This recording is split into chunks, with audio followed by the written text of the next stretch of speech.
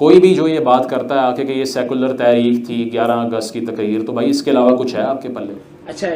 جناح صاحب نے جو تقریر کی ہے 11 اگست کی تقریر، اب چاہے وہ تقریر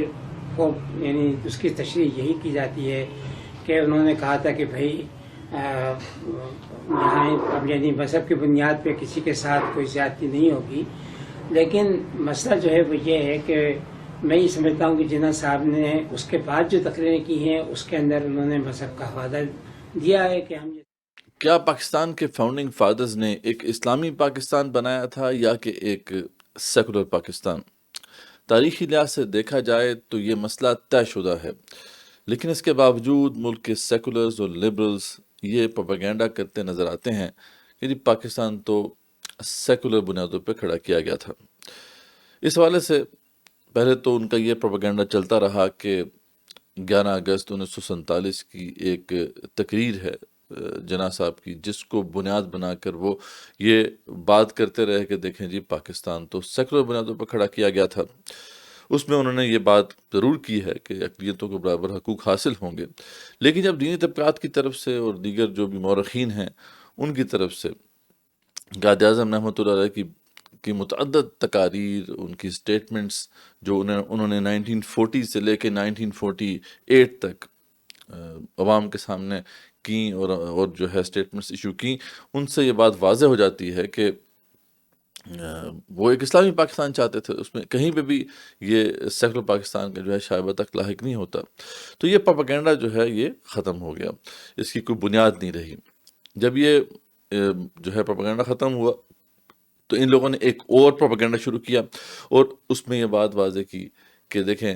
قائد اعظم رحمۃ اللہ علیہ جو تھے اصل میں وہ واضح نہیں کر پائے، وہ کلیئر نہیں کر پائے کہ وہ کس قسم کا پاکستان چاہتے تھے۔ تو معاملہ جو ہے کیونکہ اتنا واضح نہیں ہے۔ دوسرا ان لوگوں کا یہ موقف تھا کہ جی وہ کوئی مصنف نہیں تھے، انہوں نے کوئی کتاب نہیں لکھی، کوئی آرٹیکل اس حوالے سے نہیں لکھا،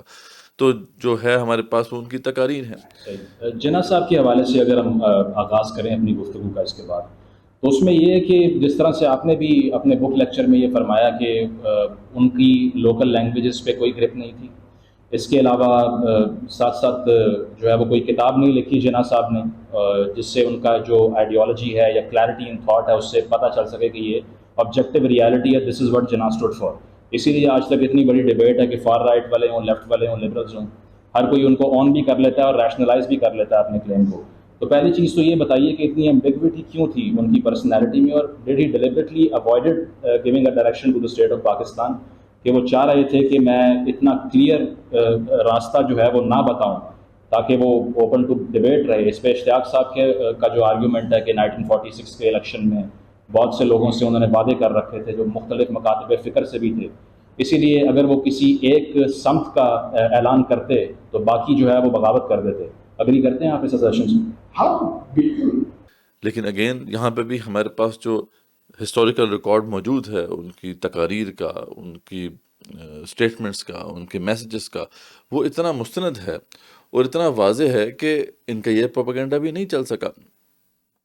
کیونکہ اگر ان کی تقاریر میں یہ بات ہوتی کہ کچھ تقاریر سے ہمیں یہ تاثر مل رہا ہوتا کہ وہ ایک سیکولر پاکستان چاہتے تھے، اور کچھ تقاریر سے یہ تاثر ملتا کہ وہ ایک اسلامی پاکستان چاہتے تھے، یہ معاملہ کو 50-50 ہوتا، یا چلو 60-40 ہی ہو جاتا، 70-30 ہی ہو جاتا کہ 70% تقاریر میں وہ جس اسلامی پاکستان کی بات کر رہے ہیں اور 30% جو ان کی تقاریر ہے اس کے اندر لگتا ایسا ہے کہ وہ سیکولر پاکستان چاہتے تھے، تو پھر بھی بات ٹھیک ہے، ہم کہہ سکتے تھے یہ ہائپوتھیسس جو ہے اس کی کوئی بنیاد ہو سکتی تھی، لیکن ایسا کچھ نظر نہیں آتا۔ یہاں تو 99.9% جو تقاریر ہیں اور جو سٹیٹمنٹس ہیں ان سے یہی پتہ چلتا ہے کہ وہ اسلام کے مطابق پاکستان کو کھڑا کرنا چاہتے تھے۔ بار بار انہوں نے اس بات کو واضح کیا کہ پاکستان کا جو کانسٹیٹیوشن ہے اس کی بنیاد اسلام ہوگی، اور یہ بھی بات واضح کی کہ پاکستان کے اندر اسلام کے احکامات نافذ ہوں گے، اور بار بار انہوں نے اس بات کو دہرایا۔ تو اس جھوٹے پروپیگنڈے کی بھی کوئی بنیاد نہیں تھی، تو اس کو ختم ہونا تھا اور ختم ہو گیا یہ۔ تو جب یہ دو جو جھوٹے پروپیگنڈے تھے ان کی کوئی بنیاد نہیں رہی اور یہ ایکسپوزڈ ہو گئے، تو اب انہوں نے تیسرا ایک پروپیگنڈا شروع کیا ہے، اور وہ یہ ہے کہ پاکستان میں سو کالڈ آئیڈینٹی کرائسس موجود ہے۔ حالانکہ ان ریالٹی دیکھا جائے تو ایسا کوئی کرائسس موجود نہیں ہے، لیکن ان لوگوں نے اب اس بیانیے کو جو ہے کھڑا کرنا شروع کر دیا ہے کہ جی پاکستان کے اندر تو آئیڈینٹی کرائسس ہے۔ اب یہاں پر بیٹھ کر کیا مسلمانوں کو پہلے اپنی آزادی کی فکر کرنی چاہیے تھی یا ہزاروں میل دور ترکی کی درد لیے پھرنا چاہیے تھا؟ لیکن ہمیشہ کی طرح انہوں نے پہلے ترکی کا انتخاب کیا، جس طرح ابھی تک یہاں پر ہوتا ہے۔ کل پشاور کے اندر بلاسٹ ہوا، تقریباً 100 افراد اس پوائنٹ تک شہید ہو چکے ہیں، اور یہاں بیٹھے ہوئے کسی بھی انسان کو سب سے پہلا درد جو ہے نا وہ فلسطینی کا اور کشمیری کا ہوتا ہے، اپنے بیک یارڈ میں جو ہو رہا ہے اس کی ہوش ہی نہیں ہے۔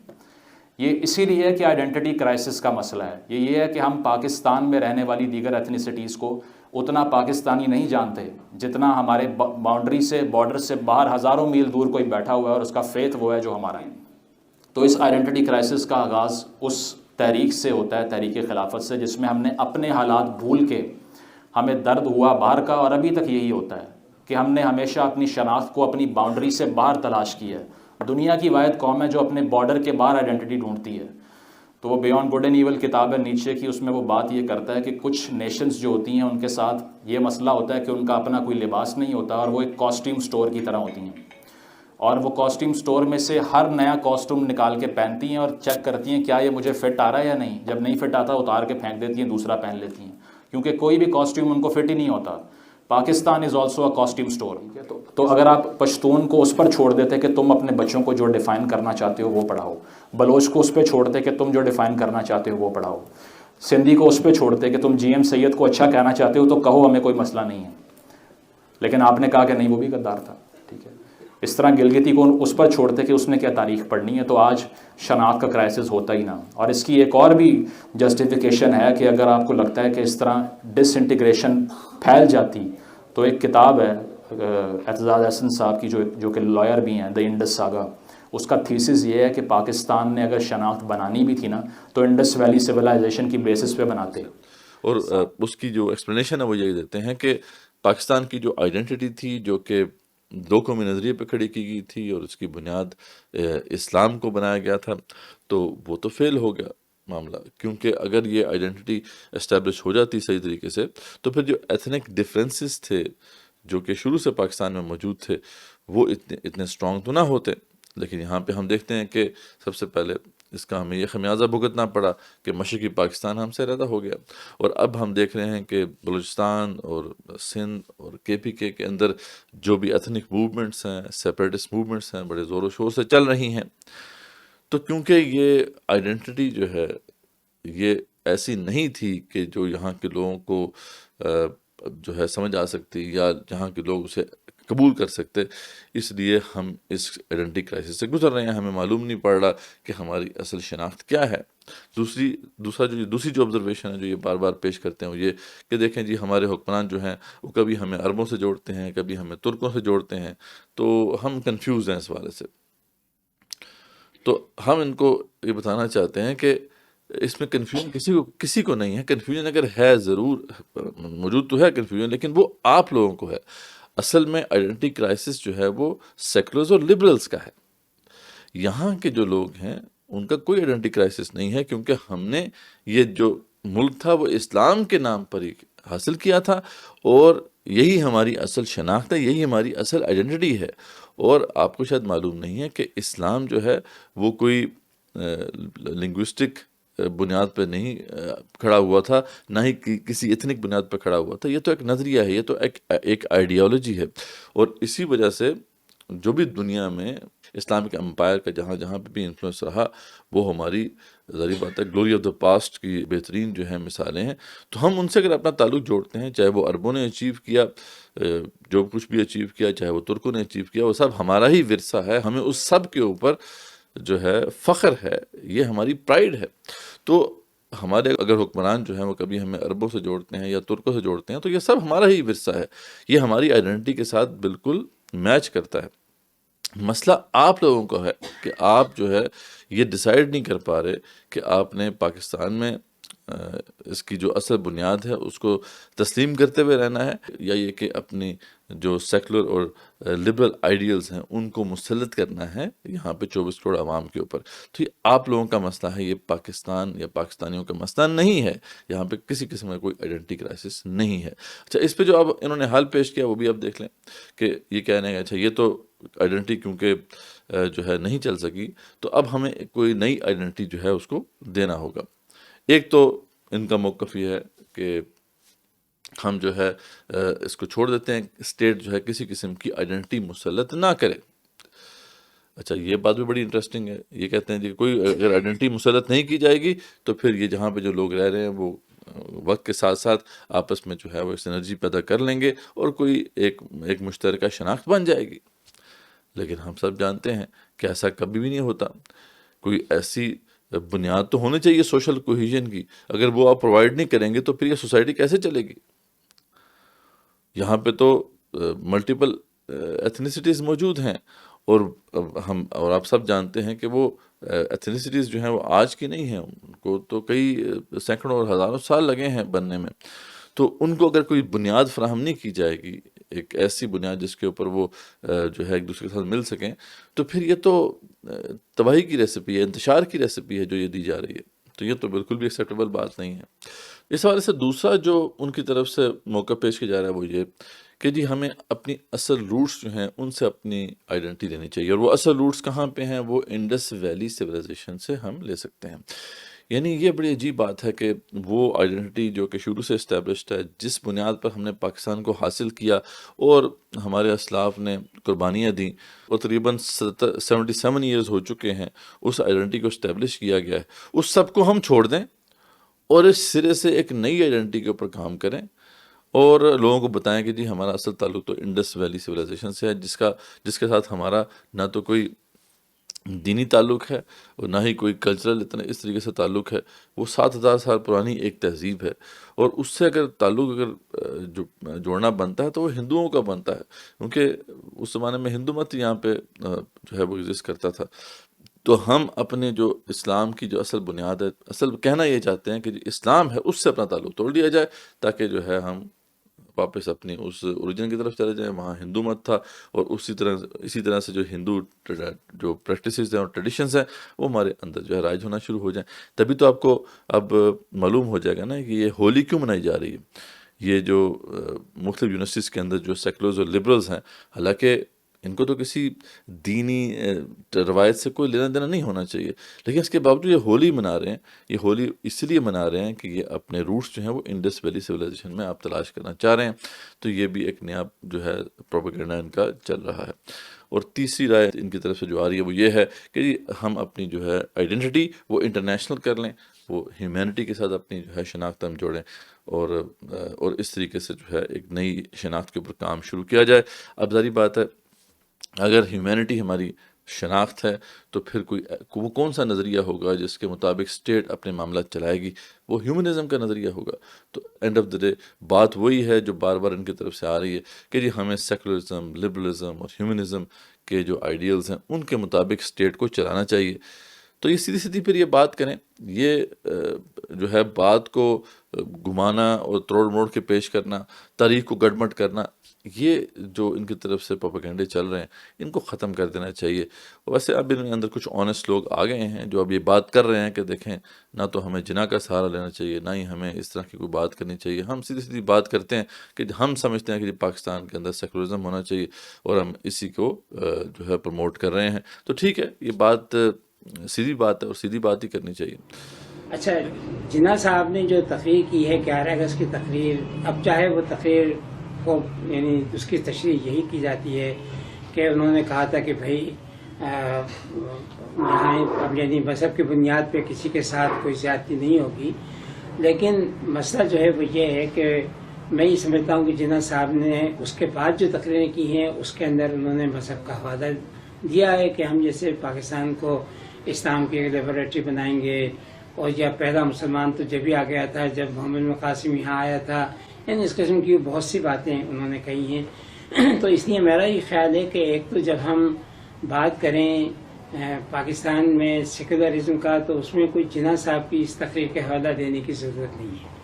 کیونکہ وہی مسئلہ ہے کہ ہمیں شخصیت کا سہارا دینے کی ضرورت نہیں۔ اگر ہم بات کرتے ہیں کہ پاکستان کو